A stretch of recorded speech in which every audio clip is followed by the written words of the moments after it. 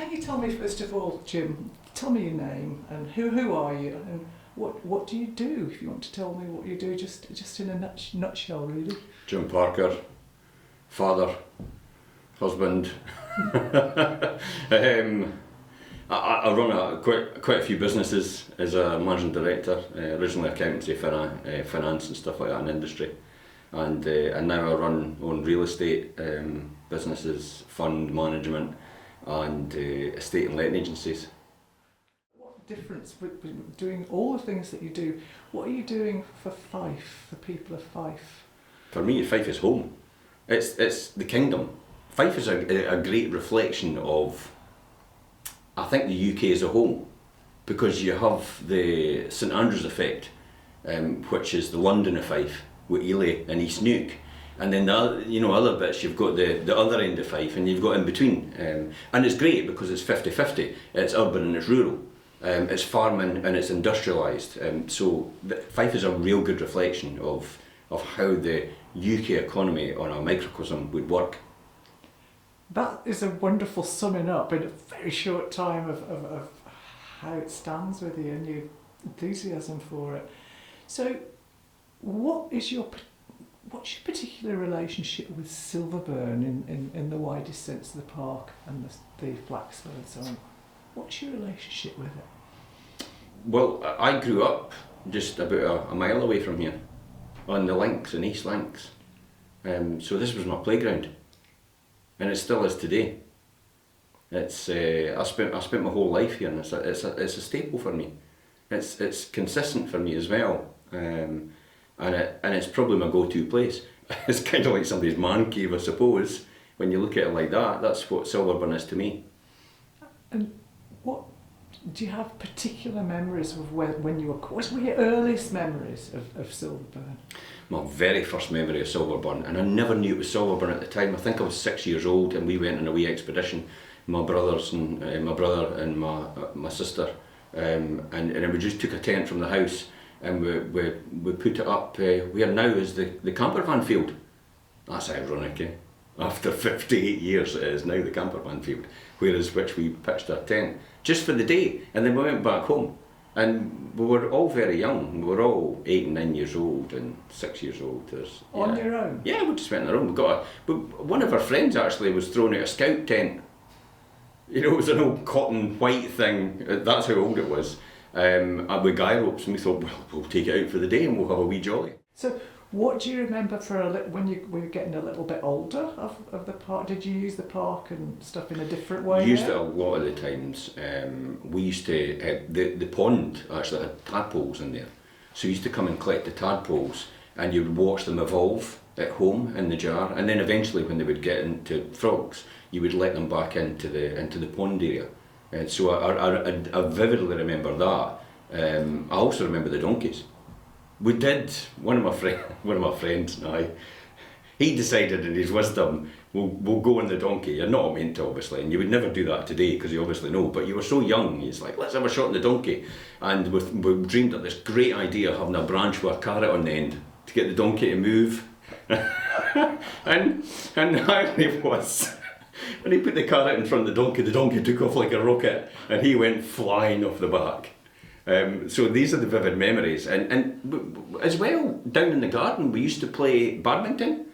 So you used to have, there's a wee area now which is, I think is an area for people, touchy-feely garden, a sensory area.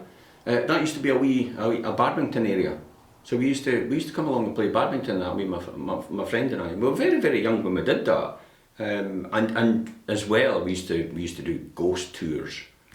Because the houses were here, and I think it was the Russell family that had this, and they were never in there, but we were always used to dream up things like the ghosts and everything in the area. And we used to come in the middle of the night when it was pitch black, and you just hear all the noises, and you'd be absolutely terrified. But it was great fun. We had, loads of our friends. We all spent our time here. So were you just walking up from there? Did you walk up from home to here? Or? Yeah, we just walked up, and then they walked up as well, and we all just congregated in here. So this is all the things that we did, all the adventures that we had when we were younger. Even climbing the trees at 6 and 7 years old to the top. I mean, at that time you never thought about your mortality. and you just used to climb all the pine trees at the front, and you were up probably about 30 feet. So it sounds like the richest of places. It was great fun. How many kids even then would have that? You know, living in a town, they'd never get that. What effect does it all doing all these things? Amazing, the ghost walks, but a lot of them. What effect did it have on you as an adult, on the path that you took as an adult? You know, how did it mould the person you are, I suppose, in a way? Because it sounds incredible. I suppose you're exactly right. It did mould me, I suppose. It was instrumental. This Silverburn was instrumental in that. I think I would say it's a safe place, a safe environment, a relaxing environment. My kids even grew up here as well. I used to take them down all the time. I used to take them through the ghost tours. I used to take them on the mountain bike routes and that as well, because we mountain bike as well. So it was all these different things. And then all the community stuff that happens on here as well. For example, I remember when I was younger we had laser shows, we had water shows where everything was bouncing from one place to the other and the jets everywhere. We'd have fairs every now and again, there'd be fairs, and it would be things like, you know, put the hoop on the bottle when you win a prize and stuff like that. There was all these different things that happened in this community. This was a centre point for the community of Leamouth. And it is a centre point for me still. Yeah. What was the most mischievous thing you did that you're prepared to go on record? Well, it's the donkeys. And then it's also I suppose climbing the trees, and I'm not really sure if I was really. I can't remember doing anything that was out with the law. I would say anything that was out with the law. But it was just these things. You know, there was a clear sign saying don't touch don't go on the donkeys, don't touch the donkeys. But you were kids, and then climbing through all the hedges. There was massive hedges, and you could literally they must have been about 6 feet wide at the big house, and you could start off with one end of the hedge in the middle of it, and you could actually climb all the way through the hedge to the other end. And it's just all these things that you would do as a kid. It's like a jungle. It's like these experiences that you have. Did you ever meet the Russell family? No. I did actually work for them until Russell, the paper mills. I was one of their accountants many years later.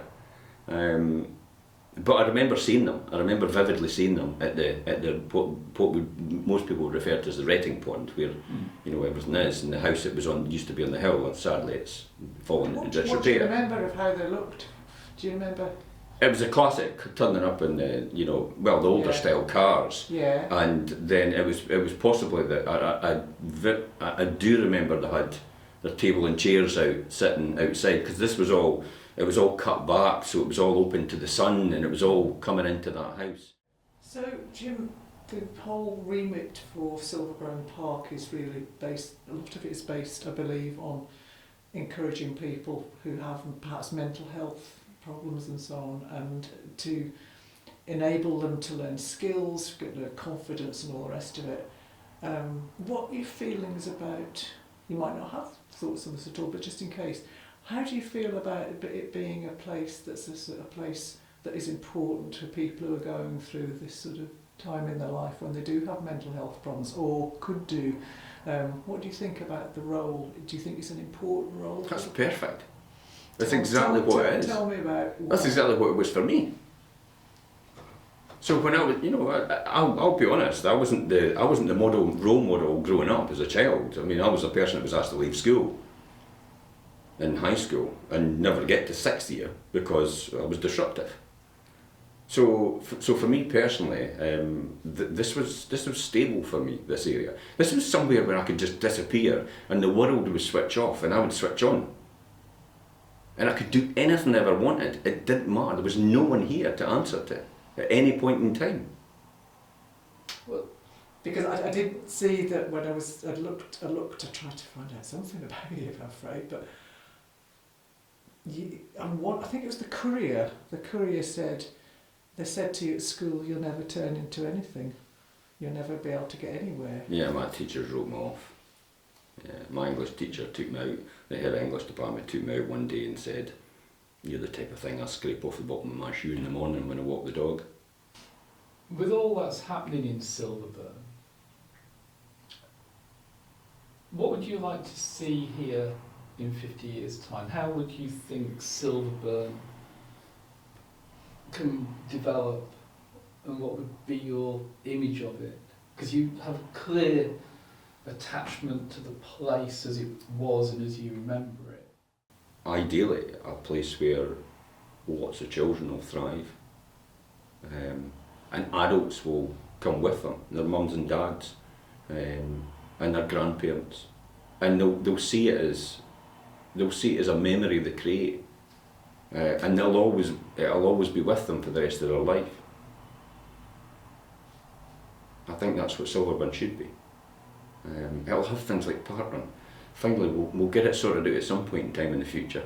You know, where we're able to run on all the pathways. I mean, they're all muddy just now, and that's understandable. You don't climb a mountain all at once. You get to various stages as you go. So we'll get there at some point in time in the future. What's your role been then in the progress over the last 10 years? With Just contribution over the years, supportive, monetary wise, a bit of time wise as well, and certain things, and just, you know, attending various events and that, and supporting it. Fife Fest's a great one that I sponsor, and I've been sponsoring now. It's the 5th year. We're going to have our biggest Scottish artist, Nathan Evans, in St Phoenix, as the headliner on the Sunday night, and that's a big thing, especially for having someone like that here. And then on the Saturdays, all tribute bands, and it's been very successful. For Fife Fest, there's over 1,000 people here on both days. Do you tell the ghost stories? I would love to. There's a place exactly in the garden, and there's a big tree, and there's lots of wee bits of tree as places to sit. It'd be a wonderful place for a children's place, for storybook, and stories and all the rest of it, all these different things. It would be perfect for children, for just somebody to turn up and have a storybook, like a storybook corner.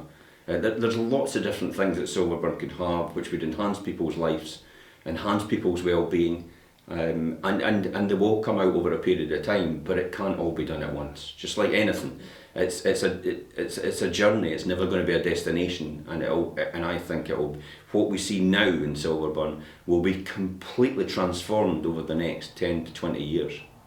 Of course. Did you ever get into Silverburn House at all? What are your memories of the house? The big house that is now burnt down? Yeah. Yeah, I've been in there, yeah. What was it? Tell us about it. Silverburn, what I could remember, it was just a massive house. It was beautiful. I'm when I say distraught, is the word, in the fact that it burnt down, and it was never upkept. It must have been a terrible day for all of you. It was a beautiful community asset. When you went round the back, I remember, and when you went round the back, you had the garages that were lined up. You had all the green garages with all the double timber doors, and it used to have the wee opaque tiny windows on top, the arch windows on either side. So you would have all them lined up along there, and then the big double gates that opened up, they were on rollers. The old iron rollers that you had, and there was timber gates that open, and you just pushed them aside. And then you would get your car into there to get to the garages, and then that would lead off into the back. You had a pond, just a wee pond, like it was like an Italian sunken garden area, and it was just this wee pond with a wee fountain, and it was tiny. It was about the size of this table, I would say, and then it was the walk that came through there, and that was off the back of the garden. But in the house itself, every room was absolutely huge, and at that time the cornicing was beautiful. It was absolutely beautiful, and the house was stunning. So what year roundabout would this be? For me, well, it will be when I was younger, because I think it was the BBs, or I was using it at that time, the Boys Brigade. Were you in the BB? I was a floater. It's like, oh, you're having events, I'll come along. It's like, oh, we're doing something difficult. Well, maybe no. But so the babies were up there as well, and they used it, and there was other people that used it as well. But then it overlooked a big, huge area which we now use for which we're used for the fest. Now with the festivals, the music festivals are there. Yeah. You've got Silverburn Festival and you've got Fife Fest. Yeah. But I do remember there was a summer house that sat there, right in the middle of that big opening. There was a big timber summer house, and I sat in it. But actually, you could move it on the iron rollers to keep the sun. So to get the sun, you just moved it on the iron rollers. So we just used to get out, me and my friend Callum, and just used to push it round so we'd get the sun coming into the opening. Because it was raining sometimes, and it was so you could go in there and you could still have the sun on you. So I remember that the summer house, it was there, and it was open to the public, so anybody could use it. What happened to the summer house? I think it just fell into disrepair and it was taken away. It's a shame. Can I take you to the wider picture here then? What's the important? I mean, this painting this picture, this incredible that you do. What do you see the wider significance of Silverburn to Fife and possibly the country, but particularly to Fife? Why is it important? Because, yeah. Wider. I think it's probably it's part of our heritage and part of our community in Fife, but it's also quite instrumental as well because it's part of it has a connection to the railway, because the railway used to run in the middle of the golf course. I remember when the railways was taken away in 1966 when I was born. It wasn't my fault, by the way. However, I do remember the railway, and I remember it running right along the back of our house and then right through the golf courses. And then there was an offshoot just at the Mile Dyke, which is the stone wall in between the Leedon Links golf course and the Lund Links golf course. And there was an offshoot which actually brought in a rail track into where the camper van field is now. But it was to bring in resources that they needed for the mill itself. We used to find as well down the burn, and there probably is remnants there down at the side of the wee trickle burn that runs down the side. We found old artefacts like the cream jars from the 1950s and 1940s in there, because I think it used to be a wee area where people tipped everything, and as well there's been unexploded grenades here as well, because I think during. I'm not exactly sure, but I've got a funny feeling during the war, the places were used for the Polish and the communities for living. In all this exploring, yeah, in the house, in the summer house, the garden, the pond, what was the flax mill like when you were 6 or 7? Well, the flax mill, I can't ever remember the flax mill working.